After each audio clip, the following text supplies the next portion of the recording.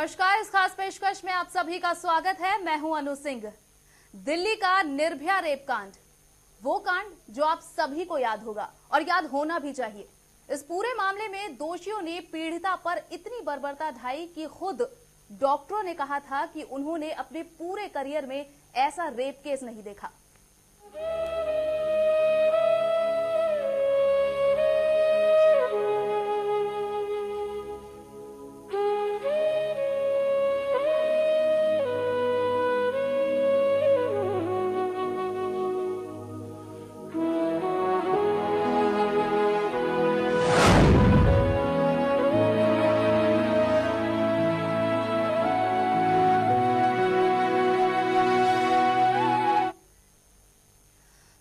दिसंबर 2012 की उस घटना को आज भी याद करके रोंगटे खड़े हो जाते हैं। इंसानियत की सारी हदें किस तरह से लांघी जाती हैं और सामाजिक मूल्यों का किस हद तक कत्ल किया जाता है, ये इसकी बानगी थी। 16 दिसंबर की वही काली रात।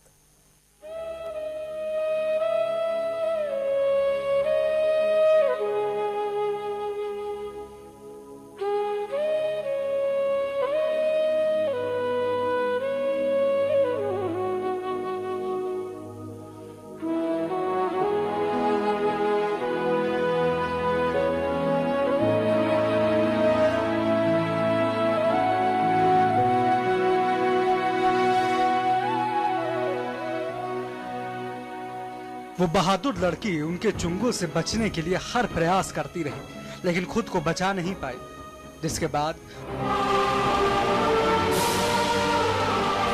उन दरिंदों ने उसे बदहाल अवस्था में सड़क के हवाले कर दिया।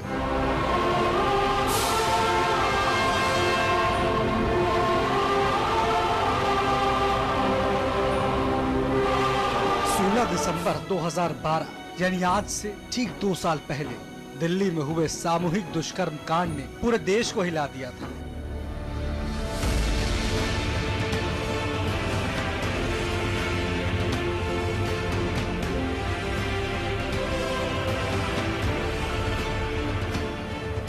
उसके दर्द के 13 दिन आज भी याद हैं। कितना दर्द और तकलीफ से गुजरी थी वो। हर पल खुद को मौत के आगोश में जाते हुए महसूस किया था उसने। वो जीना चाहती थी, लड़ना चाहती थी, उसे इस हाल तक पहुंचाने वालों को सजा दिलवाना चाहती थी, लेकिन वो ऐसा कर ना सकी क्योंकि उसकी सासों ने उसका साथ नहीं दिया। एक दिन अचानक वो रोने लगी और बोली, पापा आई एम सॉरी। 16 दिसंबर 2012 की वो रात भला कौन भूल सकता है, जब इंसान के रूप में खौफनाक भेड़ियों ने अपने दोस्त के साथ घर लौट रही 23 साल की निर्भया की इज्जत को चलती बस में तार तार कर दिया। वो चीखती रही, चिल्लाती रही, लेकिन कोई उसकी मदद को आगे नहीं आया, ना ही उन दरिंदों को और उस पर रहम आया। दरिंदों ने उसके साथ जो किया वो शब्दों में बयान नहीं किया जा सकता। बस इतना समझ लीजिए कि दरिंदों ने इंसानियत की सारी हदें पार कर दी। वो बहादुर लड़की उनके चुंगल से बचने का हर प्रयास करती रही, लेकिन खुद को बचा नहीं पाई। देर रात तक कड़ाके की ठंड और दर्द से लड़ते लड़ते जब बेहोश हो गई तो दिल्ली पुलिस ने आनन फानन में उसे अस्पताल पहुंचाया, लेकिन उसकी बिगड़ती हालत को देखते हुए निर्भया को सिंगापुर रेफर कर दिया गया, जहां वो 13 दिनों तक जिंदगी और मौत के बीच जूझती रही। सब कुछ गंवा देने के बाद भी जीने का मकसद ढूंढती रही, और जब कुछ समझ में नहीं आया तो एक दिन अपने पापा से बोली, पापा उन दरिंदों को मत छोड़ना जिन्होंने उसकी इज्जत को तार तार कर दिया। वो असहनीय पीड़ा से गुजर रही थी। धीरे धीरे शरीर के अंगों ने काम करना बंद कर दिया था। सांस लेने में दिक्कत हो रही थी, लेकिन वो अपना हौसला बनाए हुई थी। वो कागज में लिखकर अपनी बात को डॉक्टरों और मां तक पहुंचा रही थी।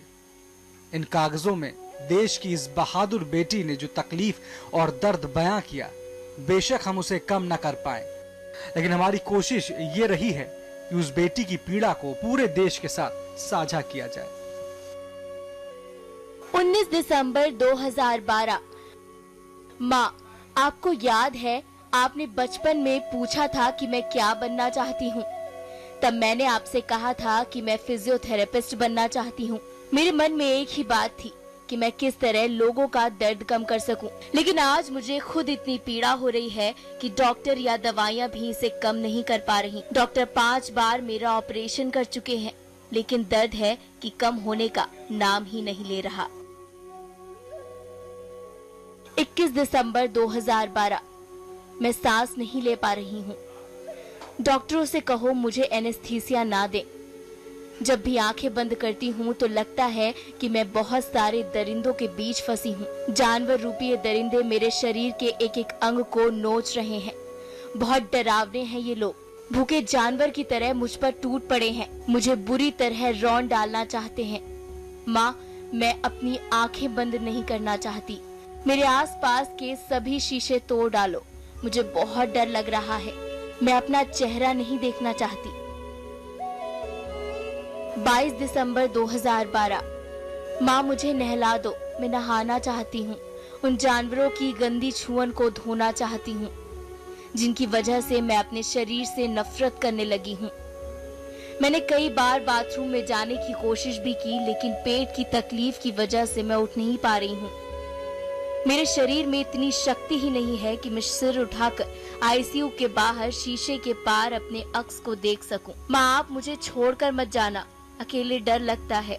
जैसे ही आप जाती हैं, वैसे मेरे दिल की धड़कनें बढ़ जाती हैं और आपको तलाशने लगती हूँ। 23 दिसंबर 2012।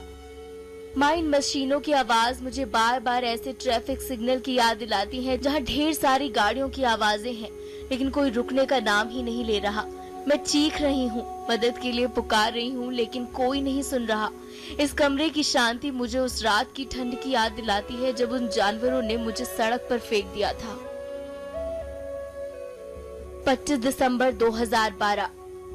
माँ, आपने मुझे हमेशा मुश्किलों से लड़ने की सीख दी है। मैं इन जानवरों को सजा दिलाना चाहती हूँ। उन दरिंदों को ऐसे नहीं छोड़ा जा सकता। उन्होंने मेरे दोस्त को भी बुरी तरह से पीटा। मेरे दोस्त ने मुझे बचाने की बहुत कोशिश की, वो भी बहुत जख्मी हुआ। अब कैसा है वो? 26 दिसंबर 2012। माँ, मैं बहुत थक गई हूँ। मेरा हाथ अपने हाथ में ले लो। मैं सोना चाहती हूँ। माँ, मेरा सिर अपने पैरों पर रख लो। माँ, मेरे शरीर को साफ कर दो। कोई दर्द निवारक दवाई भी दे दो। पेट का दर्द मेरा बढ़ता ही जा रहा है। डॉक्टरों से कहो अब मेरे शरीर का कोई भी हिस्सा ना काटे। मुझे बहुत दर्द हो रहा है। माँ, मुझे माफ कर देना। मैं अब जिंदगी से और नहीं लड़ सकती। 29 दिसंबर 2012 निर्भया की जिंदगी की आखिरी तारीख। उस दिन निर्भया ने अपनी आखिरी सांसें ली। पल पल मौत के नजदीक पहुंचती निर्भया अपने माँ बाप को भरोसा दिलाती रही कि उसे कुछ नहीं होगा, लेकिन उस दिन उसकी सांसें रुक गई।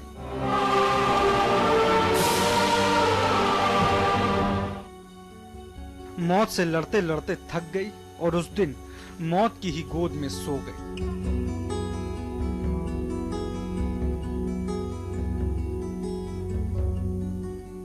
वो हमेशा के लिए इस दुनिया से तो चली गई, मगर अपने पीछे कई सवाल छोड़ गई जिसका जवाब हर कोई जानना चाहता है। उसकी मौत के बाद जैसे देश में उबाल सा आ गया था। दिल्ली समेत देश भर में प्रदर्शन होने लगे। दिल में आक्रोश, आंखों में आंसू और हाथों में मोमबत्तियां लेकर लोग सड़कों पर उतर आए थे। लोगों की जुबान से निकले हुए हर शब्द सरकार, सिस्टम और सुस्त चाल प्रशासन पर सवाल खड़े कर रहे थे। निर्भया के मौत से उठे बवंडर को शांत करने के लिए सरकार को तत्काल बलात्कार पर नया कानून बनाना पड़ा, मगर इंसाफ आज भी नहीं मिल पाया है। आज भी उस बहादुर लड़की के माँ बाप को इंसाफ का इंतजार है और आज भी ऐसे कई सवाल हैं जो हमारे समाज के इर्द गिर्द घूम रहे हैं जिसका जवाब किसी के पास नहीं है।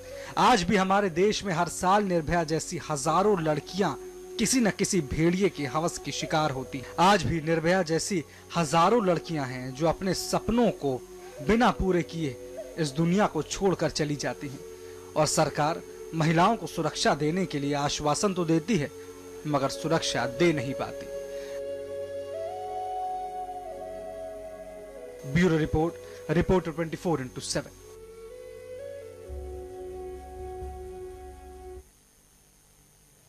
तो इस गैंग रेप के बाद सवाल तो कई उठे, लेकिन जवाब कुछ नहीं मिला। क्या 2 साल बीत जाने के बाद भी हालात सुधरे हैं? क्या महिलाएं सुरक्षित हो पाई हैं? सवाल वही खड़ा है और जवाब बस मौन है, क्योंकि महिलाएं और बच्चियां देश के किसी भी कोने में सुरक्षित नहीं हैं। इन्हीं सब सवालों का आज जवाब हम तलाशेंगे अपनी इस चर्चा में, जिसके लिए हमारे साथ स्टूडियो में मौजूद हैं समाज सेवी कार्यकर्ता अनीता गुप्ता और साथ ही बीजेपी की नेता और वकील वरुण उर्मिल नोटियाल। ये सभी हमारे साथ आज स्टूडियो में मौजूद हैं, लेकिन आपको बता दें कि उर्मिल जी एडवोकेट है, माफ कीजिएगा, लेकिन सबसे बड़ा सवाल जो उठता है वो यही है कि आज इस मामले को हुए पूरे 2 साल हो चुके हैं, लेकिन स्थिति जस की तस है। मैं आपसे सबसे पहले पूछना चाहूंगी नेगी जी कि क्या कुछ बदला है इन 2 सालों में? क्या आप किसी तरीके के चेंजेस देखती हैं? क्या दिल्ली में अब महिलाएं सुरक्षित हैं? जी अनीता जी। मेरे को तो नहीं लगता कि कोई आज तक चेंज हुआ है। 2 साल हो गए निर्भया कांड को, और ना ही ये समाज बदला है, ना प्रशासन बदला है, और ना ही ये जो लोगों की सोच है वो बदल पाई है। अभी तक जबकि सजा नहीं मिल पाई है, जो कैदी हैं, जो जिन्होंने जुर्म किया है, उनको अभी तक कोई सजा नहीं मिली है। इसलिए जो भी आगे सोच करता है, ये गलत कामों की सोच रखता है, वो हिम्मत बढ़ा के आगे चलता जाता है। वो सोचता ही नहीं है कि उसको पता है कि मैं अगर पकड़ा जाता हूं तो मुझे क्या है, मुझे वकील लोग छुड़ा लेंगे, या मुझे पुलिस छुड़ा लेगी, या मेरे पे पैसे का प्रेशर है, या कानून का प्रेशर है, ये मुझे छुड़ा के ले जाएंगे। फिर अगला कोई और निर्भया बन जाती है। निर्भया से पहले भी एक निर्भया थी। अगर वो केस को अगर हम उठा देते, अगर जागरूक हो जाता, तो आज ये दूसरी निर्भया नहीं बनती हमारे आगे। ये सही कहा। उर्मिल जी, आपका क्या कुछ कहना है? आप कितनी सुरक्षित मानते हैं दिल्ली को? हाँ, मैं ये मानती हूँ कि दिल्ली सुरक्षित नहीं है। आज भी हमारी लड़कियां रात को अगर 6-7 बजे के बाद भी, जब अंधेरा हो जाता है और सड़कों पे जाती हैं, तो घर के परिवार वाले सभी लोग उनकी चिंता करते हैं जब तक वो घर वापस नहीं आ जाती, क्योंकि हमारी दिल्ली सुरक्षित नहीं है। लेकिन उसका सब कुछ दारोमदार आप कानून या पुलिस को कहते हैं, तो वो नहीं है। जब तक सामाजिक सोच नहीं बदलेगी, जब तक हम अपने आप को नहीं बदलेंगे, अपने परिवार के लड़कों को ये समझाते नहीं है। उर्मिल जी, आपने सही सवाल उठाया, लेकिन बात यह है कि जब ये रेप कांड हुआ था उसके बाद सरकार ने कितने प्रावधान बताए थे कि इतने कानून बनाए जाएंगे, ये कुछ किया जाएगा, ये होगा वो होगा, स्वाद लगा कि मानो राम राज्य आ जाएगा दिल्ली में, अब तो कोई रेप होगा ही नहीं। लेकिन आप 2 साल के अंदर ही देख लीजिए कितने रेप कांड हुए हैं। लेकिन कानून बना, कानून की इम्प्लीमेंटेशन और कानून बनना दोनों अलग अलग चीजें। जी, सही सर। कानून समाज वहां बना, कानून ये क्रिमिनल लॉ अमेंडमेंट एक्ट 2013 इसके बाद ही आया, और उसमें बहुत सारे सेक्शंस में चेंजेस हुए। और खासकर ये जो रेप केसेस थे 376 में, 375 में, 254 ABCD सब में चेंजेस हुए। आज आप उनकी सजा देखते हो तो जिसमें पहले मैक्सिमम सजा 2 साल की 7 साल की हुआ करती थी, आज वहां मैक्सिमम सजा मृत्युदंड हो गया जी। लेकिन बात है कि इम्प्लीमेंटेशन उसका हो रहा है या नहीं। इम्प्लीमेंटेशन की ही बात है, क्योंकि इन 2 सालों के अंदर इतने बड़े बड़े मामले सामने आए हैं जो इस रेप कांड के बाद, निर्भया रेप कांड को भी कहीं ना कहीं छोटा दिखा देते हैं। हाल ही में एक हुआ था, उबर में हुआ था, उससे पहले भी कई बच्चियों के साथ रेप कांड हुए हैं। हाँ, मैं उस चीज के लिए मैं तो ये कहती हूँ कि इसके लिए सिर्फ कानून व्यवस्था को दोषी ना कह के हम सब दोषी हैं। अगर ये हमारे साथ हो रहा है, अगर उनके साथ कुछ भी हो रहा है, वो हमारा ही भाई, हमारा ही बाप, हमारा ही बेटा हो सकता है। तो ये हम अपने घर से उस शिक्षा को शुरू करें। और कोर्ट की खामियां या लॉ की खामियां हैं, उसमें भी है, मैं ये नहीं कहती, लेकिन आज कानून व्यवस्था खुद मजबूर है। क्योंकि इसमें प्रशासन की, सरकार की भूमिका बड़ी है। क्योंकि आपको याद होगा कि प्रधानमंत्री नरेंद्र मोदी ने भी लाल किले की प्राचीर से कहा था कि सभी लड़कियों को नहीं सवाल पूछना चाहिए, अपने बेटों से भी सवाल पूछिए। बिल्कुल बिल्कुल। ये एक तरीके से आप सामाजिक जो आपके होना चाहिए, समाज में जिस तरीके की जिम्मेदारी होनी चाहिए, उसके पर तो आपने सवाल उठा दिए। लेकिन जो चीजें आपके हक में हैं, जो काम आप कर सकते हैं, आप उस जिम्मेदारी को कब निभाएंगे? नहीं, लेकिन मैंने तो ये कहा कि कानून में खामियां हैं। जी। लेकिन आज अगर 50 केसेस हैं, उन 50 केसेस को देखने के लिए जो 10 जजेस होने चाहिए वो नहीं है। हमारे पास 2 जजेस हैं जो 50 केसेस को देखते हैं। अगर टाइम लगेगा तो वो ये सवाल इसलिए भी खड़ा होता है क्योंकि अगर निर्भया कांड की ही बात की जाए तो फास्ट ट्रैक कोर्ट बनाने की बात की गई थी, लेकिन फास्ट ट्रैक कोर्ट के अंदर ही 1 साल के अंदर फैसला आया है। जहां पर आपने इनको सभी को फांसी की सजा दे दी है, लेकिन अभी तक ये मामला अटका हुआ है। तो न्यायिक प्रक्रिया इसमें कितनी ज्यादा दोषी है, या फिर कहें, क्योंकि कहा जाता है कि जस्टिस डिलेड जस्टिस डिनाइड, हाँ, ये बात कही जाती है। डिलाइड है। आपकी बात से मैं बिल्कुल एग्री करती हूँ कि अगर हमें न्याय बहुत देर से मिलेगा तो उस न्याय का कोई फायदा नहीं रह जाता है, लेकिन इसके लिए बहुत कुछ, मेरे ख्याल से सारा सिस्टम दोषी है जी। जो जजेस के जहां पे नौकरियां जितने जजेस को देनी चाहिए उतने हैं नहीं। हमारे सिस्टम में जब तक केस चलता है तब तक गवाह बदल जाते हैं, गवाह कोर्ट नहीं आते हैं। तो इस तरह से, क्योंकि एक आदमी अगर वो जज की सीट पे बैठा है तो वो फुल अपनी ओपिनियन या अपने जजमेंट नहीं दे सकता है, उसको भी बाकी लोगों पर या बाकी जो चीजें आती हैं उन पे निर्भर रहना पड़ता है। जितनी गवाहियां होती हैं, जितने डॉक्यूमेंट्स होते हैं, जितने और उससे रिलेटेड जो भी चीजें होती हैं उन पे निर्भर रहना पड़ता है जी। तो उसके लिए सिर्फ कोर्ट को दोषी कहना नहीं है, दोषी मैं भी हूँ, दोषी समाज भी है और दोषी वो सिस्टम भी है जिसकी वजह से जजमेंट हम इतनी जल्दी नहीं दे पाते या नहीं मिल पाती। जी अनीता जी, आपने किरण नेगी जो गैंगरेप था उसकी लड़ाई लड़ी है, आपने उसकी मिसाल उठाई थी, क्या कुछ कहना है, किस तरीके की दिक्कतें आती हैं आपके सामने? दिक्कतें तो बहुत आती हैं, क्योंकि जब हम ये लड़ाइयाँ लड़ते हैं, किसी का केस दबा हुआ है जी, तो पुलिस प्रशासन उसको दबाने की कोशिश करती है और प्रेशर पड़ता है पब्लिक का, पुलिस पकड़ के भी लेके आती है, पर आगे कोर्ट में जाके वो लोग छूट जाते हैं। क्योंकि जब निर्भया से निर्भया कांड हुआ किरण नेगी का, इसमें भी ये लड़की 2 दिन पहले वो लड़के 2 महीने की सजा काट के तिहाड़ जेल से आए थे, फिर भी पुलिस प्रशासन ने उनको नहीं पकड़ा, उनपे छूट कर दी। और जो पब्लिक, आम पब्लिक उसके लिए लड़ाई लड़ रही थी, उसके लिए उनपे लाठीचार्ज किया गया, उनको भगाया गया वहां से ताकि वो केस दब जाए। और इस तरह से हाईलाइट भी नहीं हुआ वो केस। अगर वो केस हाईलाइट होता तो मेरा कहना ये है कि, और मेरे साथ के जितने भी लोग हैं वो कहते हैं कि ये दामनी दूसरी दामनी नहीं बनती। जी जी। और मैं ये सबसे बड़ी बात ये कहती हूँ कि पुलिस अपने जी जान से पकड़ के तो लेके आती है, पर जो कानून है वहां से उनको बरी किया जाता है। अगर एक बार में अगर जो गलती हो जाती है, ये इतना बड़ा हत्याकांड या रेप कांड होता है, अगर वो कांड होने के बाद अगर उसको इंसान को अगर नजरअंदाज करते हैं कानून प्रशासन, तो मैं तो कहती हूँ कि सबसे बड़ा दोषी कानून और प्रशासन ही है और कोई नहीं है। जी सही कहा। आपको प्रशासन के बारे में ही कुछ दिखाना चाहते हैं, हमारे संवाददाता ने बातचीत की है दिल्ली के नजीब जंग से, लेफ्टिनेंट हैं ये, और इनसे क्या कुछ बातचीत की है, उनका क्या कुछ कहना है इन सवालों पर, आइए देखते हैं। दिल्ली में निर्भया की दूसरी बरसी मनाई जा रही है। वीमेन सिक्योरिटी एक कॉज है। हमारे साथ मौजूद हैं दिल्ली के उपराज्यपाल नजीब जंग साहब। जंग साहब, निर्भया कांड से कितना दिल्ली सीखी है, क्या सबक लिए हैं इन 2 सालों में? सबसे पहले तो दिल्ली तब भी शर्मिंदा थी और आज भी बहुत मुद्दों पे शर्मिंदा है कि जो उस वक्त हुआ था। धीरे धीरे कई स्टेप्स पुलिस ने लिए हैं और उसको इम्प्रूव कर रहे हैं। हर पुलिस स्टेशन में विमेंस का अलग डेस्क है और ये जो स्पेशल टेलीफोन लाइंस खुली हुई हैं, ट्रॉमा सेंटर्स अस्पताल में बनाए जा रहे हैं, CCTVs भी बढ़ाने की कोशिश की है।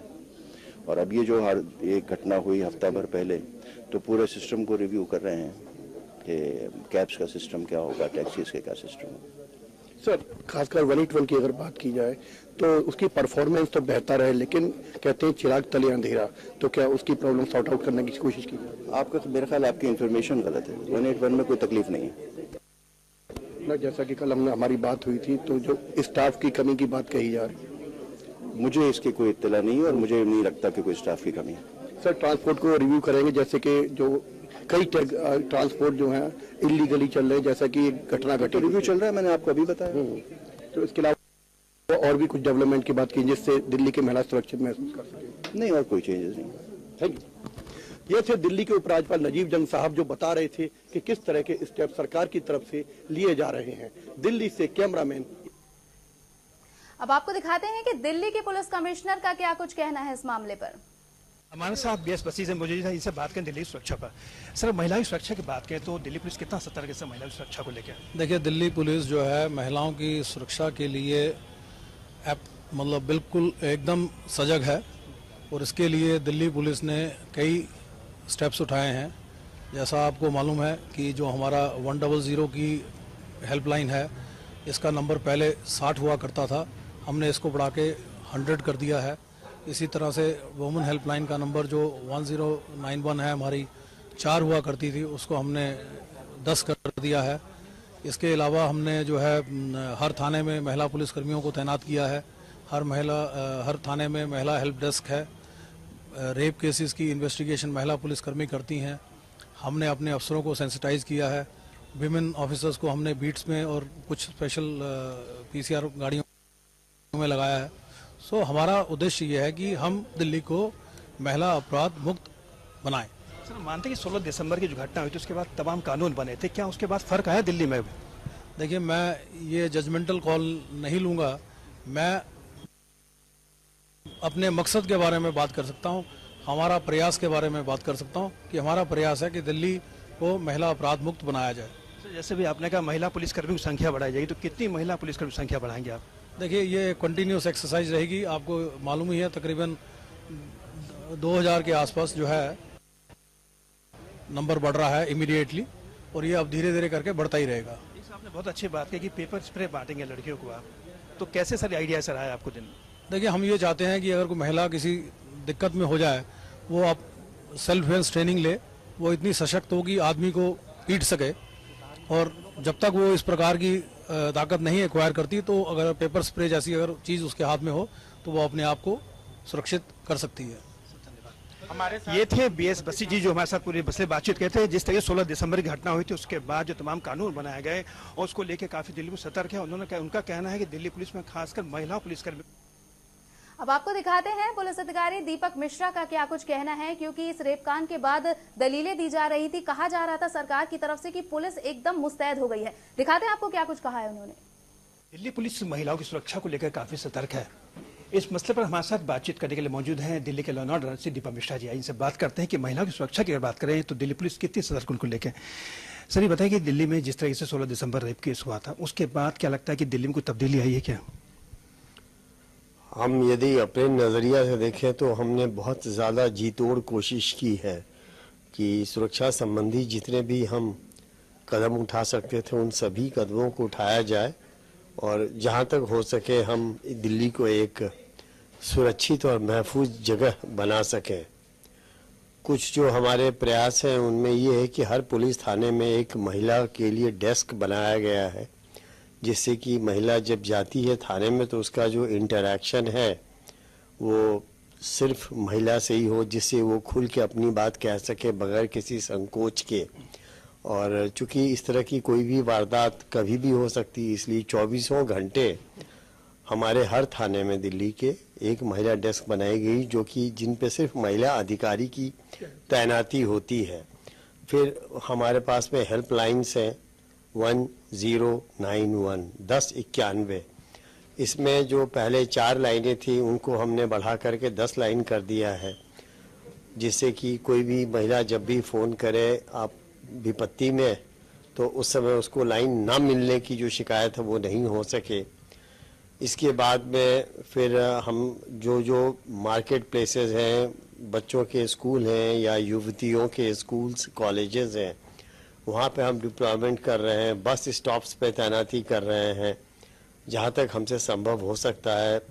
और पुलिस वालों को एक जो जेंडर सेंसिटिविटी यानी कि महिलाओं के प्रति एक अलग सा नज़रिया या दृष्टिकोण रखने की जो आवश्यकता महसूस की गई थी, हमने इस संबंधी भी बहुत सारे कोर्सेज चलाए हैं, जिससे कि हम अपने पुलिस वालों को संवेदनशील बना सके महिलाओं के समस्याओं के प्रति। फिर जो चार्जशीट है ख़ास तौर से बलात्कार वगैरह जो सीरियस केसेस हैं, इनमें एक समय सीमा निर्धारित की गई कि फलाने इतने दिन के अंदर में चार्जशीट चली जानी चाहिए अदालत में। फिर इन मुकदमों की पैरवी करना, तुरंत अरेस्ट करना यदि बनता हो तो ये सब बहुत सारे प्रयास हमने शुरू किए हैं। ये थे दीपक मिश्रा जी जो हमारे साथ बातचीत कर रहे थे। इनका साफ तौर पर कहना है कि महिलाओं के प्रति होने वाले अपराधों में कमी आ रही है और दिल्ली में खासकर दिल्ली पुलिस काफी सतर्क है और महिलाओं के साथ जितने भी अपराध होंगे उनको सख्ती से निपटा जाएगा। कैमरा साहब, इसी मामले पर बात की है हमारी संवाददाता प्रीत किरण ने कुछ लोगों से और जानने की कोशिश की है कि आखिर इन सालों में क्या कुछ बदला है, वो क्या सोचते हैं दिल्ली में महिलाओं की सुरक्षा को लेकर। दिल्ली के जंतर मंतर पे कुछ इस अंदाज में निर्भया को याद किया जा रहा है, कुछ इस अंदाज में निर्भया को शहादत दी जा रही है। आप देख सकते हैं यहाँ पर किस तरीके से कैंडल्स को जलाया गया है निर्भया की याद में। और ये जो याद है वो NSUI जो है कांग्रेस का जो छात्र संघ है उनकी तरफ से ये किया जा रहा है। ये यहाँ जंतर मंतर से स्टार्ट होकर NSUI जो है इंडिया गेट तक जाएगी। निर्भया को याद किया जा रहा है। यहाँ उनके पिताजी को बुलाया गया है। कांग्रेस के लीडर जगदीश टाइटलर यहाँ मौजूद है, NSUI के प्रेसिडेंट यहाँ मौजूद है। लेकिन हर साल इस तरीके से निर्भया को जो है जंतर मंतर पर और दिल्ली के तमाम इलाकों में याद किया जाता है।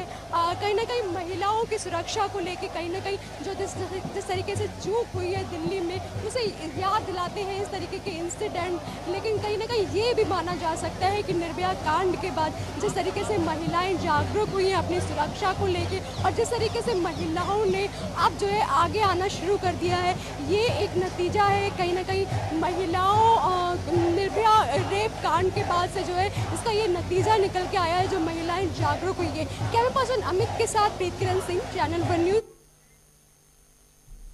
इस पेशकश में वक्त हो चला है एक छोटे से ब्रेक का, लेकिन ब्रेक से लौटेंगे तो बात करेंगे उन तमाम पहलुओं पे जो इस कांड के बाद भी नहीं बदली हैं। वक्त है एक छोटे से ब्रेक का।